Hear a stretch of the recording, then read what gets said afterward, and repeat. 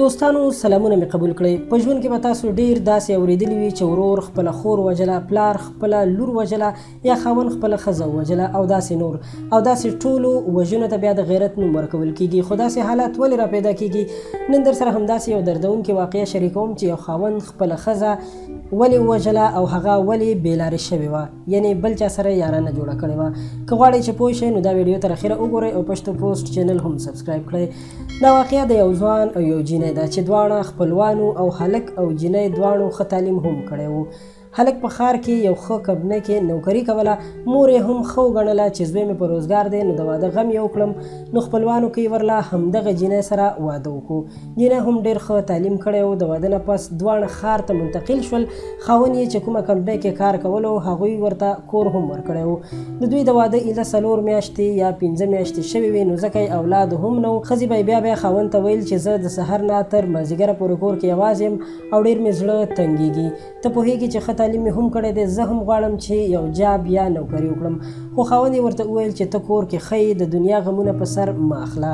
اخر دواړه په دې رضا شول چې ښځې ته د وخت تېرولو لپاره یو موبایل واخلي او ورسره ورته د انټرنیټ کنیکشن ولګوي چې په دې سره یوازیتوب ختم کړي او کله نه کله د مور کورنۍ سره په ویډیو کال باندې خبرې وکړي.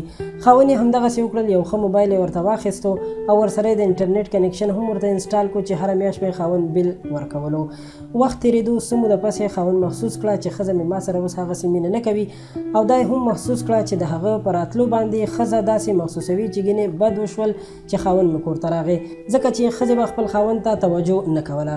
خاوند ته یې مختلف شکونه زړه ته وروغورځېدل. اخر یې ذهن ته دا خیال راغی چې د کور په ګیټ لګېدلې کیمرا او کور کې دننه لګېدلې کیمرې وګوري چې ښځه د ورځې څه کارونه کوي او په څه باندې مصروفه وي.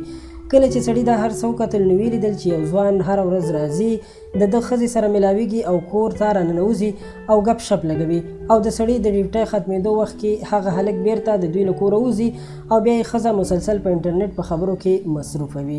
خاوند یې پوه شو چې قصه بل شان ده.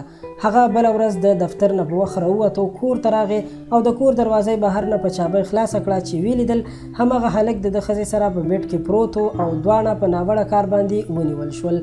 خاوند نه یې بلکل صبر ونه شو. اول یې هغه هلک په چاړه باندې څو ګوزاره ووهو، مړ یې کړو. ورپسې خپله ښځه هم ووهله او هغه یې هم مړه کړه.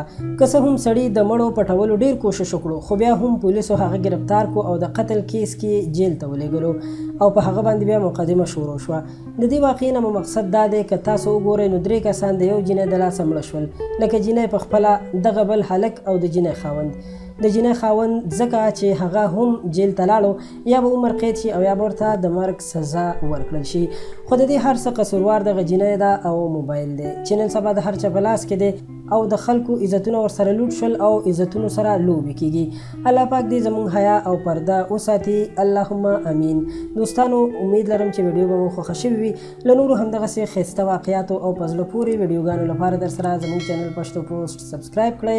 ډېره مننه.